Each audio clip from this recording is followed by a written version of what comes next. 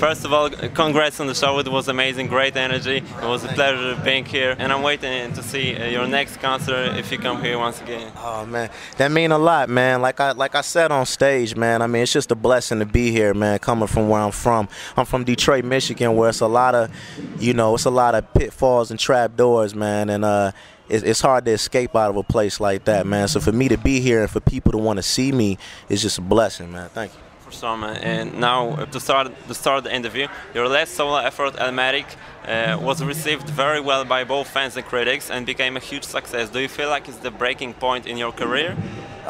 You know what? When I did Elmatic, I was just paying homage to Elmatic, and that was really like the focus, was to pay homage and basically put the youth up on a classic, that they might not have heard or might have heard about. And, it started a little debate online, you know what I'm saying? But it got the word out and it got the message out. But as far as like my breaking point, I mean, I definitely think that, because of the crew that I have in back of me and the people that work for me now and the management team, which is a JB Group, I think that they put it out there on a larger scale than anything that I've ever put out. So, I mean, in that respect, I think that, that's why it got a lot of attention like it did, because it was more videos being shot and more press being done. So, yeah, so I guess in a way you could say that, but in the same breath, I just wanted to put out something that was classic and respectable to the real classic, which is Elmatic. Okay, it's pretty well known that you're one of the most lyrical MCs in the game right now. When did this love for complex rhyme schemes and complex lyrics start? Were you into poetry before as well? Oh man, yeah. I mean, like I used to sit by the speaker, you know what I'm saying, and listen to cats like, like Nas, like Big Daddy Kane, like Hop Kemp, and then I just started, writing myself and kicking it with cats like Proof, rest in peace, and we be on the phone like thinking of rhyme schemes and patterns, and kicking it with my man E Phil, man, coming up with rhymes and lines and metaphors and titles for the patterns and everything. So yeah, I would say it started at an early age, and then throughout, it's just something that just naturally happens now. Mm-hmm. I understand. How does the hip-hop scene in Detroit look now? Is it more united like one big family, or is it more divided and with everyone struggling to get out? I mean, it's definitely a lot of talent that's struggling to get out, but I think, as to where like in the late 90s, I mean, it was like, open mics and everything, but now, a lot of Detroit artists are in the studio coming up with records, you know what I'm saying, and albums. And they're doing it in that way. So it's not really too many open mic spots no more. Everybody in the studio trying to make it, so that's what's happening right now. How do you look back on being a member of Slum Village, and what is your favorite memory from that era?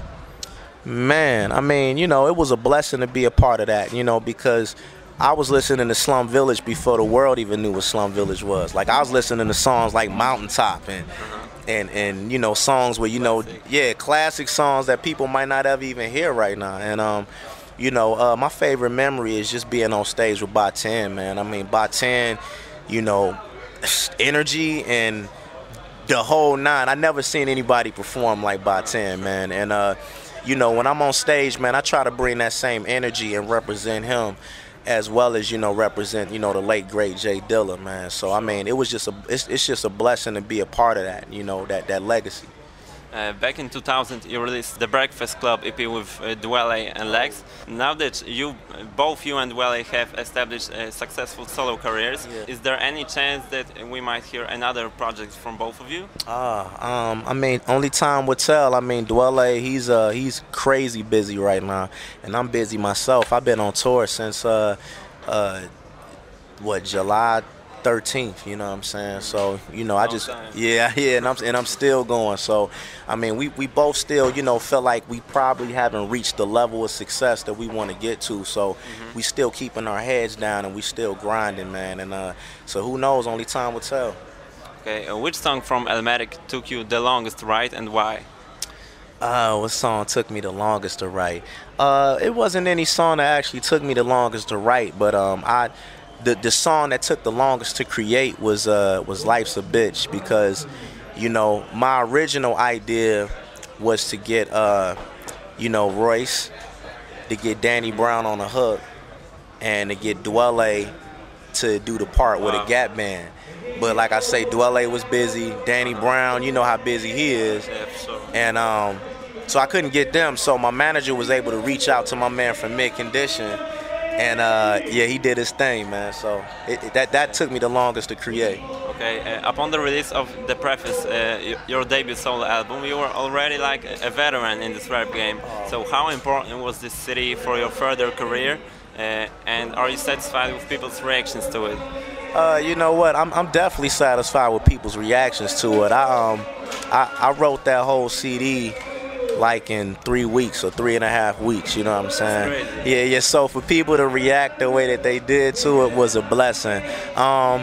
I feel like I still got a ways to go. You know what I'm saying? I still got to get my weight up. I still got a lot more music in me, and yeah, I'm trying to definitely like play my part in keeping the legacy alive. What's the favorite concept song that you ever recorded? Oh man,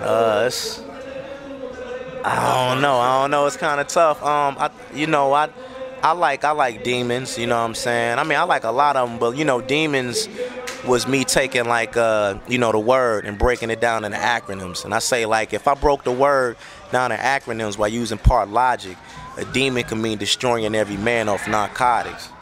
And in the whole verse, I just break it down to acronyms. And I thought it was pretty cool to do, and it was received well. So that would definitely be one of my favorites. Okay, so we're slowly approaching to the end of the interview. Would you like to add something for your Polish fans? Man, I just like to say thank everybody that listens to my music. It comes from a real place. I feel like the people that enjoy my music and kick it with me, like after the shows, I enjoy talking to them.